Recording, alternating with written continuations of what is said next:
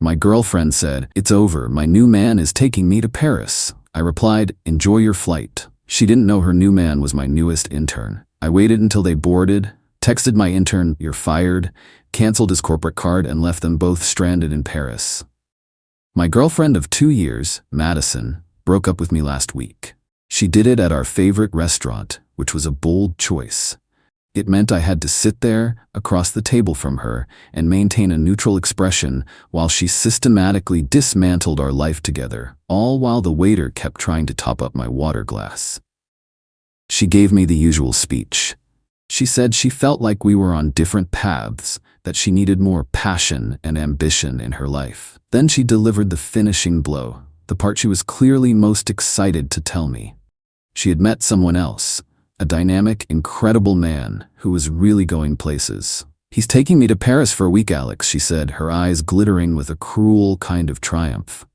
"First class. We leave on Friday." She was trying to hurt me. She wanted me to picture her being whisked away on a romantic European vacation by her new superior man. She wanted me to feel small, inadequate, and left behind. I didn't feel any of those things. I felt a strange sense of calm descend over me, the kind I get when I'm about to close a major deal. Because as she was describing her new man, I realized I knew exactly who he was. His name is Leo, and he's my newest intern. Let me provide some context because this is important. I am a vice president at a large multinational technology firm.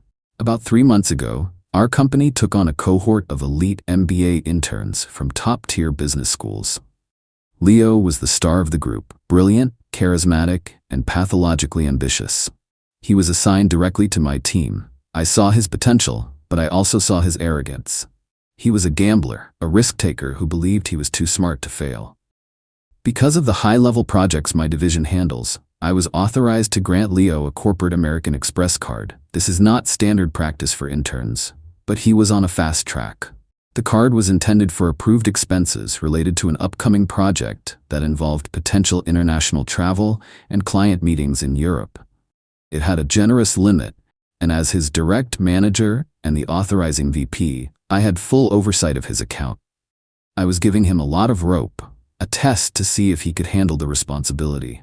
So when Madison, whose own salary is modest, started talking about first-class tickets to Paris, a switch flipped in my head. I knew Leo didn't have the personal funds for that kind of trip. There was only one way he could be paying for it. He was using the rope I gave him to hang himself. I continued to play my part. I listened patiently to Madison. I feigned a mild, heartbroken surprise. I even asked in a quiet voice, "When does your flight leave on Friday?" She told me the airline and the flight number, eager to twist the knife. 7 p.m. direct to Charles de Gaulle, she said with a smug smile. Later that evening, while she was at our apartment packing her things to move out, I was in my home office. I logged into my company's corporate expense portal. And there it was, in black and white, a real-time feed of Leo's spectacular stupidity. Charge 1. 2 first-class round-trip tickets on Air France. Cost $14,500. Charge 2. 1 week prepaid at a 5-star hotel on the Champs-Élysées. Cost $8,200. Charge 3. A cash advance taken out at an airport ATM. Cost $1,000.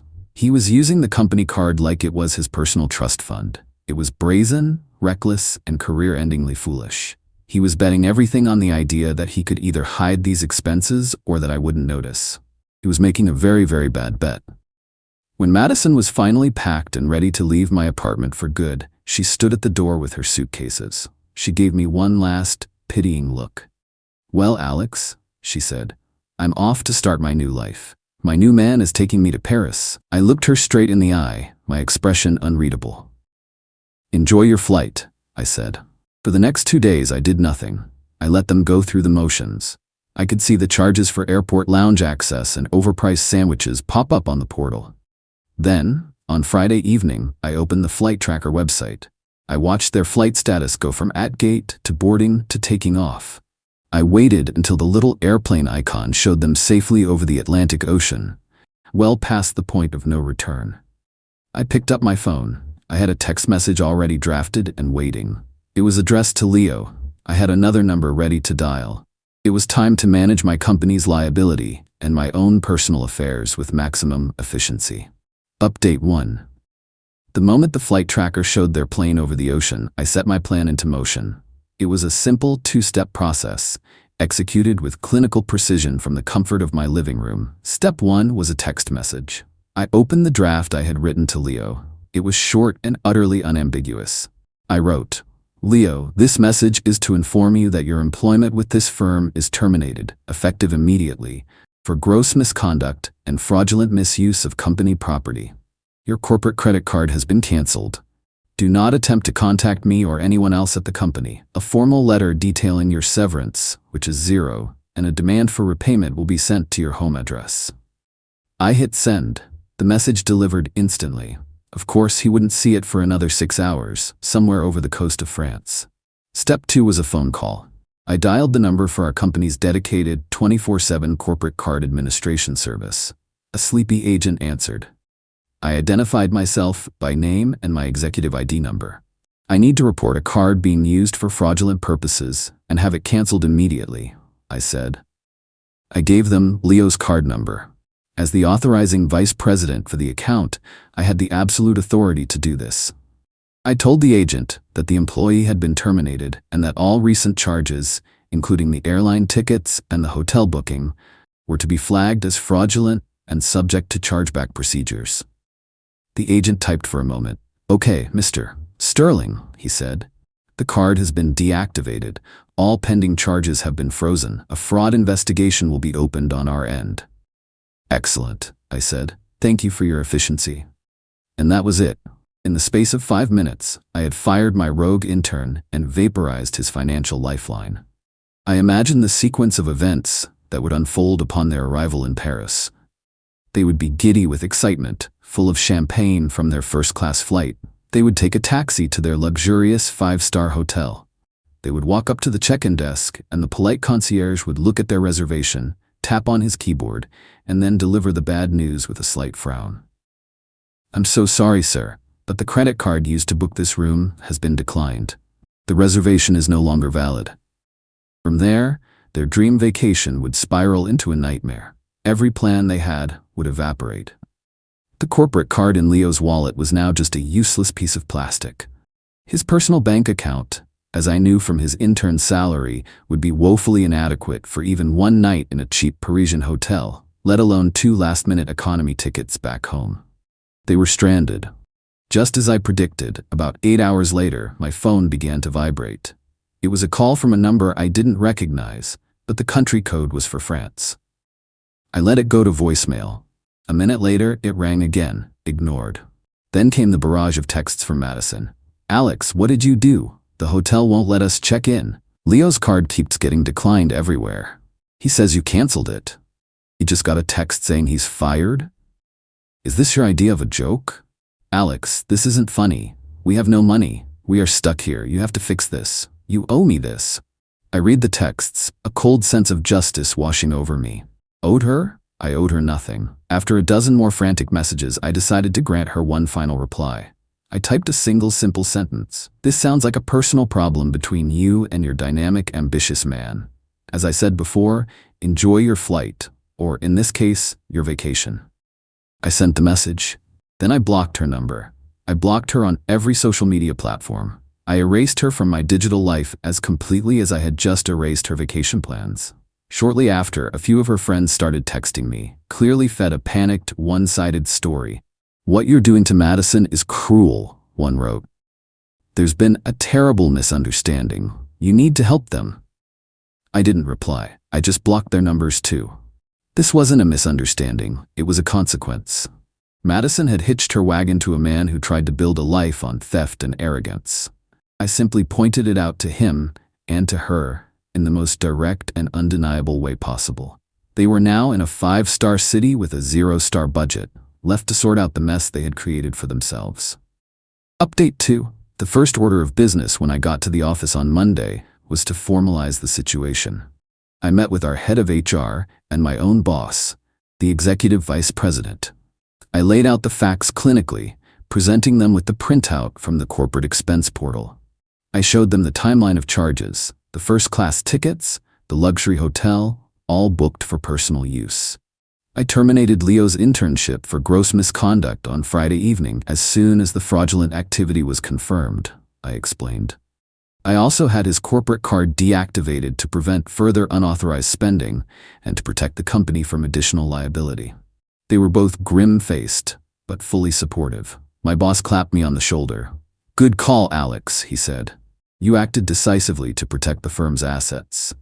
This kid was a loaded cannon. Better to find out now than 6 months down the line when he's handling real client data." HR handled the official paperwork. Leo was formally blacklisted from any future employment with our company or any of its subsidiaries. My swift action was noted in my file not as a personal vendetta, but as a demonstration of strong executive oversight. Professionally, I had come out of this looking even better. Of course, I was intensely curious about how Madison and Leo managed to escape their Parisian prison. The answer came about a week later, via a colleague who had a friend who was friends with one of Madison's friends. The grapevine is a powerful tool. The story was one of pure, unadulterated humiliation. After failing to get a hold of me, Madison was forced to make a series of tearful, groveling phone calls to her parents. She had to confess that her glamorous Parisian getaway with her new man had imploded because he had apparently been funding it with a stolen credit card. Her parents, after what was surely an epic lecture, reluctantly agreed to wire her money. Not enough for a luxurious week, but just enough for 2 last-minute, one-way tickets home in the worst seats on the plane, likely with a 3-hour layover in Iceland. I imagine that flight home was a quiet and deeply uncomfortable one. Upon her return, Madison, now broke and thoroughly humiliated, launched a desperate retaliation campaign. Since she couldn't attack me professionally, she attacked me personally. She started spreading vicious rumors to anyone who would listen. She claimed I was a jealous, controlling monster. She said I had been emotionally abusive for years, and that I had engineered Leo's firing out of pure spite because I couldn't handle her leaving me for a better man. She also tried a financial attack. She sent me a long, legally worded email, clearly written by someone else, demanding I return all the gifts she had given me over our 2 years together. She also claimed she was entitled to a portion of my assets because of her emotional labor and her contributions to our shared life. The list of her supposed property included expensive furniture, art, and electronics that I had bought long before she moved into my apartment. This was amateur hour. I didn't even respond to her email. I simply forwarded it to my personal attorney. My lawyer drafted a short, sharp, and brutal cease and desist letter. It stated, in no uncertain terms, that I owed her nothing. It pointed out that her claims to my property were baseless and fraudulent. It included copies of receipts for the major items she had listed, proving my sole ownership. The letter concluded with a very clear warning. It referenced the fact that she was knowingly complicit in Leo's attempt to defraud my company by participating in the trip. It noted that while my company was pursuing Leo, they had, as of now, chosen not to pursue her. The letter strongly advised her that any further contact, harassment, or defamatory statements against me could result in me recommending to my company's legal team that they reevaluate her status as a witness and consider her a co-conspirator. It was a checkmate.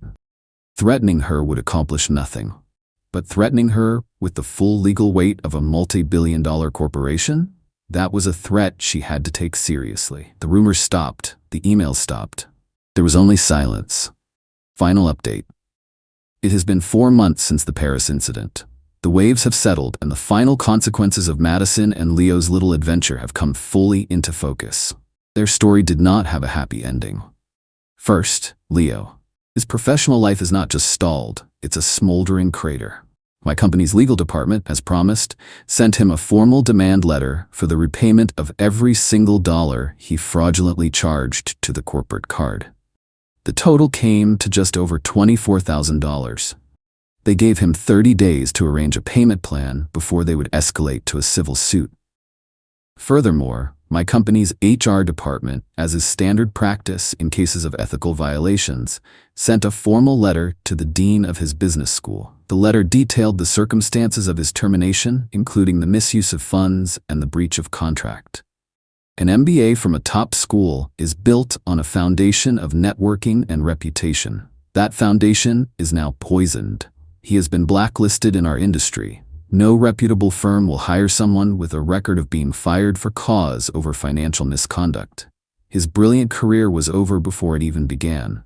Now for Madison. Her life since returning from her 2-day week in Paris has been a slow, painful collapse. The relationship with Leo, which was built entirely on his flashy promises and my company's money, evaporated the moment they landed back home. He was now unemployed, disgraced, and facing a massive debt. He was no longer the dynamic alpha she had left me for. He was a liability. They broke up within a week. Madison found herself in a terrible position. She was broke, having spent her savings on the humiliating flight home. She had been publicly dumped by the man she had publicly left me for. And she was effectively homeless, as her name was never on my lease. The last I heard from that same reliable grapevine, she was forced to move back in with her parents. She is in her late 20s, living in her childhood bedroom, her grand Parisian dream having turned into a nightmare of suburban failure. I received one final email from her about a month ago, sent from a new address. It was a pathetic, rambling message. It alternated between blaming me for ruining her life and vaguely apologizing for how things ended. It was the classic, self-pitying monologue of a person who still refuses to take responsibility for her own choices. I read it, felt absolutely nothing, and then deleted it and blocked the address. As for me, life is good. My position at the company is stronger than ever. I am respected for being a leader who is both decisive and protective of the company's interests. My apartment is peaceful. I've been focusing on my work, hitting the gym, and reconnecting with friends who I had neglected while I was with Madison. I don't consider what I did to be revenge, not in the emotional sense. I saw it as a risk management problem. I had an employee who was a liability and a partner who was complicit in his recklessness. I took the most efficient and logical steps to neutralize the threat to my company and to my own life. The fact that their personal lives imploded as a result was simply a predictable consequence of their own terrible decisions. They gambled, using my company's money and my trust as their stake. And they lost, spectacularly.